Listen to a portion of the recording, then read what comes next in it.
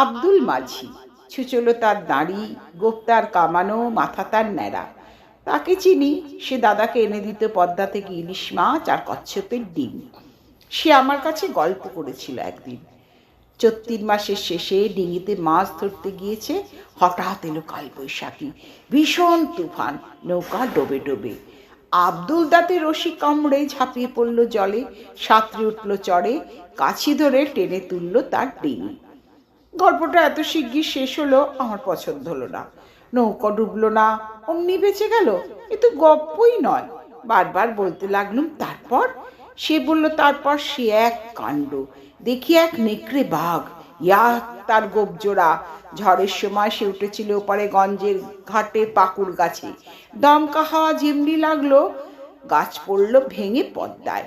বাঘ ভায়া ভেসে যায় জলের তোরে, খাবি খেতে খেতে উঠল এসে চড়ে। তাকে দেখেই আমার রশিতে টানলাম ফাঁস।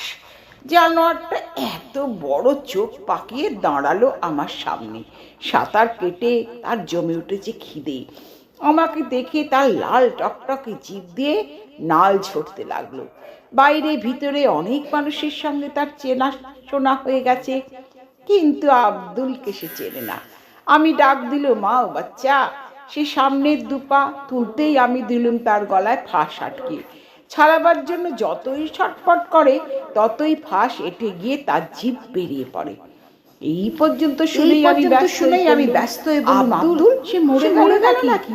আব্দুল বললে মরবে তার বাপের সাধ্য কি? নদীতে বান এসেছে, বাহাদুরগঞ্জে ফিরতে হবে তো। ডিঙির সঙ্গে জুড়ে বাঘের বাচ্চাকে দিয়ে গুণটা নিয়ে নিলে অন্তত 20 ক্রোশ রাস্তা।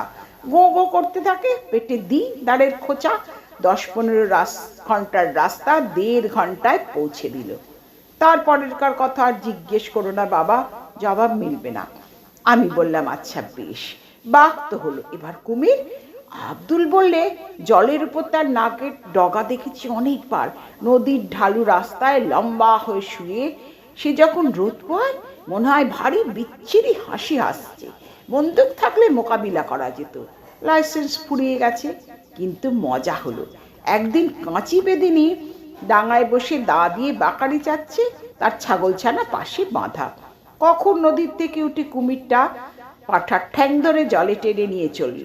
বেদিনী একবারে লাফ দিয়ে বসলো তার পিঠের উপর, দা দিয়ে ওই দানো গিরগিটির গলায় পোঁচের উপর পোঁচ লাগালো। ছাগলছানা ছেড়ে জন্তুটা ডুবে পড়ল জলে। আমি ব্যস্ত হয়ে বললাম, তারপরে? আব্দুল বললে, তারপরেরকার খবর তলিয়ে গেছে জলের তলায়, তুলে আনতে দেরি হবে।